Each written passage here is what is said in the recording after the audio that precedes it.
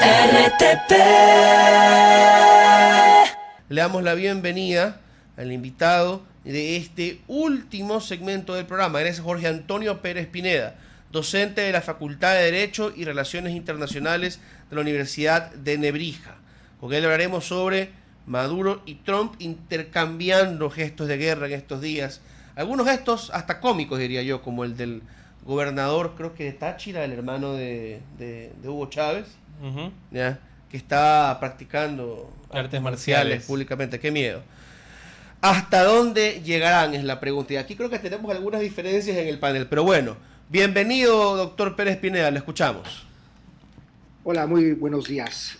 ¿Sí me escuchan? Perfectamente bien. Sí, pues muchas gracias por la invitación. Desde la Universidad de Nebrija agradecemos su invitación a su espacio y a sus órdenes. Empecemos por el contexto, antes de entrar a, no digamos las pronosticaciones, pero quizá, digamos, el análisis de lo que podría pasar.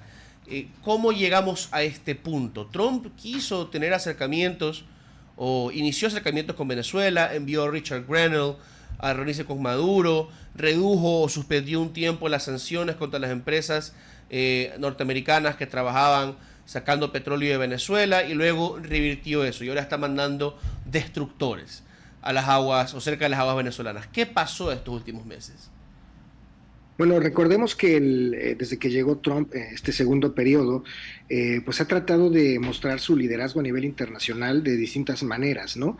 El conflicto entre Rusia y Ucrania, como recordarán, ha tenido hace poco una reciente reunión en Alaska y después de eso fue justamente cuando toma la medida Trump de mandar una serie de buques de guerra a Venezuela, ¿no?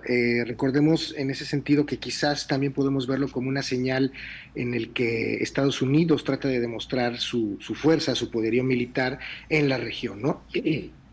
Se pueden hacer muchos diagnósticos, incluso también para demostrar a China, ¿no? Que sigue siendo su área de influencia y evitar algún acercamiento. Pero sobre todo también yo diría, esa es digamos la parte macro del análisis, pero en la parte más regional, pues también recordemos que el conflicto con Venezuela no es nuevo, que Maduro ya está en su tercer periodo, que las elecciones que ha habido en los últimos dos periodos han sido duramente criticadas, impugnadas, sabemos que ha habido muchos problemas, que se ha perseguido a los opositores y que en el fondo pues se habla ya de una dictadura después de tres periodos, ¿no? Entonces ha sido yo creo que un llamado de atención de Estados Unidos, ¿no? De no solo mostrar su poderío, ya decía yo, en la región, sino también de tratar de influir en un cambio en Venezuela, ¿no? Y pues todavía están las cosas en el aire, la moneda está en el aire, no sabemos todavía qué pueda pasar, pero la intención está ahí. Eh, Doctor Pérez Pineda, en base a este contexto y este primer punto de partida, ¿qué se puede esperar dentro de este conflicto a escala internacional en las siguientes semanas o meses? Porque, sin duda alguna, más allá de intereses que pueda tener el gobierno estadounidense, creo que el interés del pueblo venezolano es que puedan tratar de vivir en libertad. Y en base a eso, al menos tienen esa esperanza o esa noción de que pueda ocurrir algo. Bajo su perspectiva, ¿cuáles creen que pueden ser las acciones que se tomen en las siguientes semanas o meses hasta finalizar el año? Claro, yo creo que tenemos que hablar de escenarios y el que se ve por la situación actual tampoco es desconocido. Sabemos que hay antecedentes de la intervención de Estados Unidos para sustituir algún gobierno que se considera problemático o corrupto. Recordemos en nuestra región, en América Latina, en los ochentas, ¿no? El caso de Panamá con el exdictador Noriega, también hubo una intervención directa. Recordemos también hace algunos años en Irak, ¿no? Con Saddam Hussein. En fin, esto no es nuevo. Entonces, un escenario es que esto sí pueda suceder, que sí pueda haber una intervención directa en Venezuela. Las consecuencias sería otro elemento a analizar, pero bueno, entonces, considerando escenarios, yo creo que ese sí es un escenario factible, dependiendo, repito, de las condiciones que se den y de posibles negociaciones que se puedan dar anticipadamente. Entonces, un segundo escenario nos implicaría de hablar de alguna negociación posiblemente previa, donde a lo mejor hay un compromiso del actual gobierno de Venezuela por restaurar realmente la democracia, respetar a la oposición, repetir posiblemente incluso elecciones y tener una salida pacífica. O si el conflicto escalara, pues un tercer escenario sería, como el presidente de Colombia lo ha propuesto, pues una conferencia de seguridad en la región, ¿no? Quizás en el marco de la OEA o en algún mecanismo regional que pueda permitir, pues, una salida pacífica y una salida más ordenada, ¿no? Yo hablaría entonces en clave de escenarios. Pero, ¿cómo se ve una salida pacífica para usted? ¿Y por qué aceptaría Maduro salir?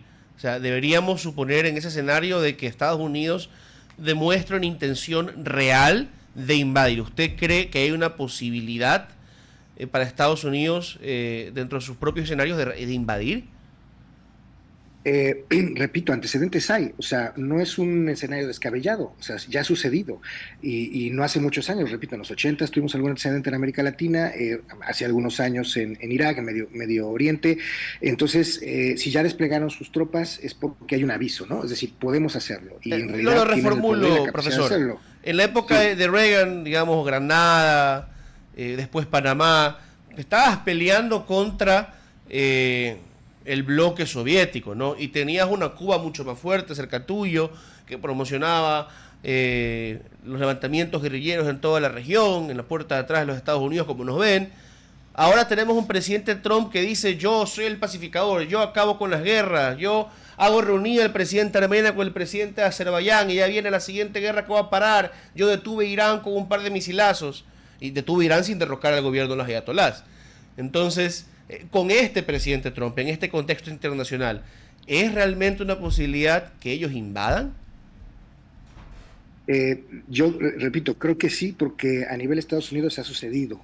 Otra cosa es que también, conociendo a Trump, que un día nos dice una cosa y al día siguiente lo cambia, pueda ser, como también se dice, ¿no? En los juegos de cartas, un bluff, ¿no? Un señuelo de que, oye, puedo atreverme a esto, pero mejor cambia tu jugada, cambia tu estrategia, ¿no? Puede ser una forma de presionar y propiciar una negociación y, como decía también, un escenario de salida pacífica. Y comentabas, Maduro querrá una salida pacífica. ¿Qué implicaría para Maduro? ¿Él aceptaría realmente una salida pacífica? Pues yo creo que va a depender de las condiciones que se le den para realmente que él pues tenga también incentivos a aceptar ese cambio de manera pacífico, ¿no?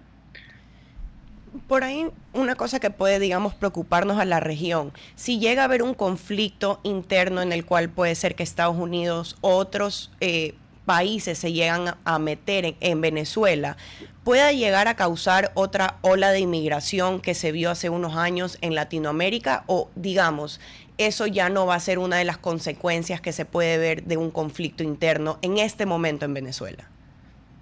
De nuevo, yo me remitiría a escenarios. Si el conflicto durara pues un periodo de tiempo largo, no voy a decir que un año ni mucho menos, pero si se prolongara el proceso de invasión en caso de haberla, pues sin duda sí que podría generar una diáspora. Pero ya digo yo que yo creo que, aunque es un escenario posible, yo creo que de todas maneras la vocación pacifista de América Latina y el que otros países se sumen a la visión de Colombia, pues plantearía realmente que la salida del conflicto fuera pacífica, ¿no? Y esto, pues, quizás si es pacífica, evitaríamos este éxodo adicional de venezolanos, ¿no? Entonces, dependeríamos de estos dos escenarios y sí, en algún caso sí podría haber una nueva salida de personas, ¿no? Ahora, ¿cómo serían las reacciones en Latinoamérica para usted en el caso de un recrudecimiento de este conflicto diplomático, en el caso de que sin una invasión esto se parezca a la intervención reciente en Irán y hayan bombardeos? ¿Cómo responderían los países de la región y qué efecto podría tener esto? ¿Podrían detener a Estados Unidos en alguna circunstancia? Yo no visualizo una alianza militar entre países latinoamericanos. Repito, yo creo que la visión de los países de América Latina siempre ha sido pacifista. Recordemos que se han firmado tratados en la región de uso no armas nucleares, etcétera. Es decir, es una región con vocación de diplomacia. Y creo que más bien la idea o la búsqueda sería actuar de esa manera. Recordemos también casos o conflictos muy pequeños donde se pudo haber pensado en una intervención de más países. Recordemos cuando cuando en Honduras Brasil intervino para sacar en su momento al presidente Zelaya, pues Brasil entró con un helicóptero, ¿no? Y sacó al presidente, lo rescató, o hace algún tiempo también cuando Evo Morales tuvo un conflicto, ¿no? En Bolivia, ¿no? Que también se le ayudó, en fin. Eso no trascendió en un conflicto entre países latinoamericanos. Sí, no hablo de un países conflicto militar, pero región. quizá un grupo de países que presionen diplomáticamente o de manera comercial incluso.